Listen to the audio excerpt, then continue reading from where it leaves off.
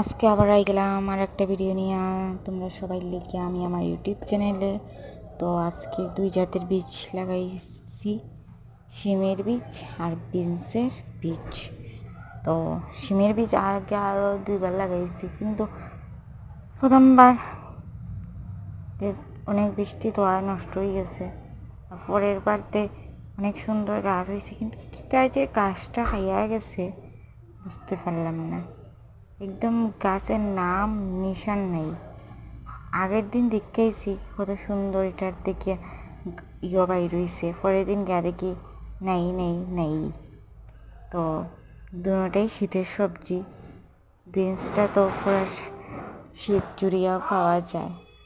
Beans শিমটা এখন লাগানোর সময়, কিন্তু বিনসটা আরও পরেও লাগানো যায়, কিন্তু আমাকে লাগাইয়া দেখি হয়ে গেলে তো ভালো, এটার লেগে লাগাইলাম বিনসের বীজ।